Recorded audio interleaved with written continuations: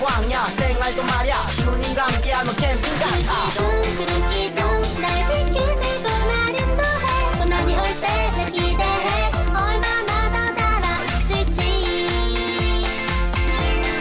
손잡고 뚜뚜루 발 맞춰 뚜뚜루 예수님과 함께 가요 손잡고 뚜뚜루 발 맞춰 뚜뚜루 예수님을 닮아가요 손잡고 뚜뚜루 발 맞춰 뚜뚜루 예수님과 함께 가요 손잡고 뚜뚜루 발 맞춰 뚜뚜루 예수님을 닮아가요 Let's go 캠핑!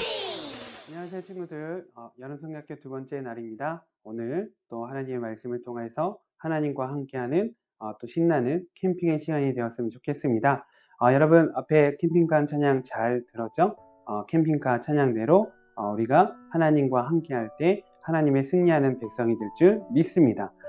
오늘 하나님 말씀 같이 나눌 하나님의 말씀은 창세기 45장 1절에서 15절 말씀입니다.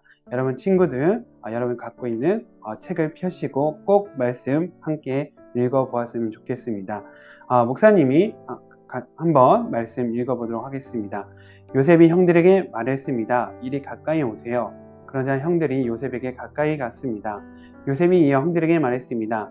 내가 여러분의 동생입니다. 형님들이 이집트의 노예로 팔았던 바로 그 요셉이란 말이에요. 하지만 이제는 염려하지 마세요. 저를 이곳에 판 일로 마음 아파하지 마세요.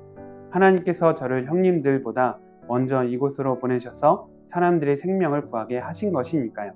벌써 2년 동안 땅에서는 식물이 자라지 않고 있어요. 더구나 앞으로도 5년 동안은 심지도 못하고 거두지도 못할 것입니다. 그래서 하나님께서는 형님들과 형님들의 자손이 살아남도록 하려고 저를 먼저 이곳에 보내신 거예요. 예, 친구들, 요셉이 형들을 용서할 수 있었을까요? 예, 목사님 생각으로는 용서하기 매우 힘들었을 것 같아요. 왜냐하면 형들은 요셉을 미워해서 요셉을 예굽의 노예로 팔았기 때문이죠. 그래서 요셉은 노예로 고생하다가 또 심지어는 감옥에 갇히기까지 했어요. 이런 고생을 한다면 그 일을 일어나게 한 이 형들을 용서하기는 쉽지 않은 일이었을 것이에요.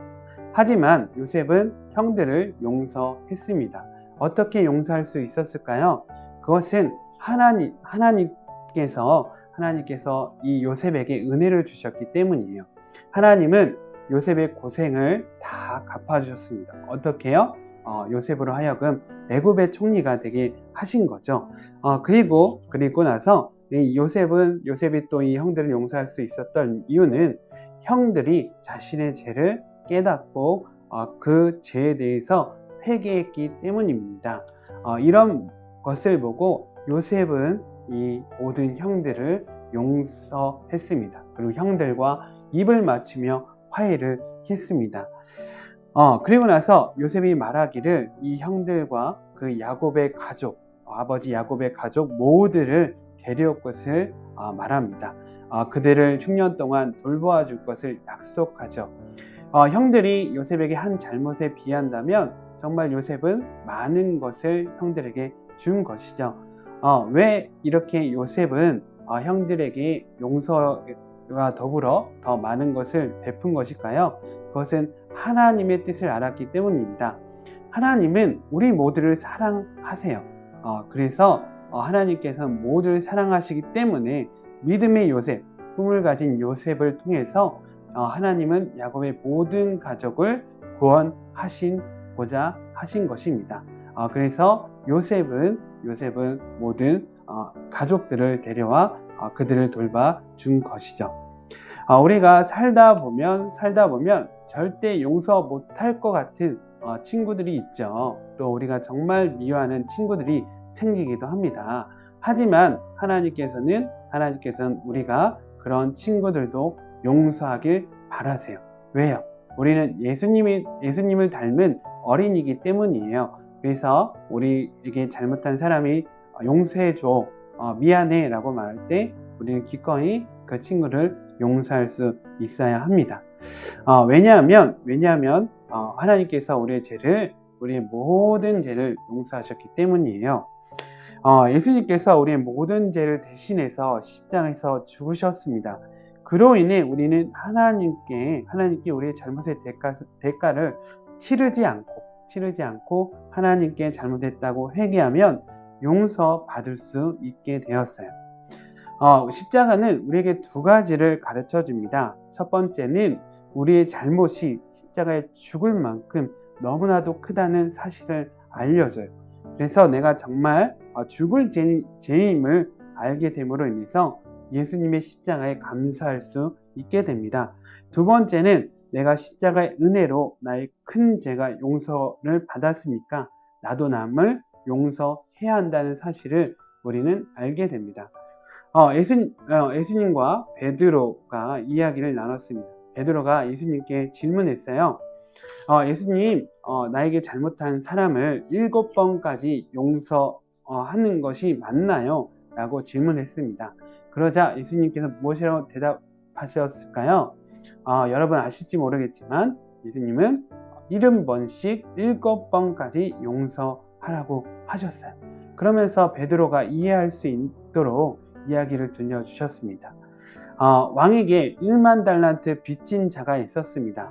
그 많은 빚을 도저히 갚을 수 없는 이 종은 왕을 찾아가서 용서해 달라고 빌었습니다.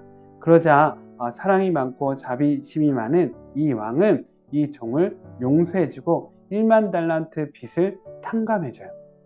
근데 문제는 이 1만 달란트 빚을 탕감받은 이 종, 왕에게 용서함 받은 종이 자신에게 100데나리온 빚진 자를 찾아가서 그가 자신의 빚을 자신에게 진 빚을 갚지 못하자 그를 감옥에 가두고 만 것이에요.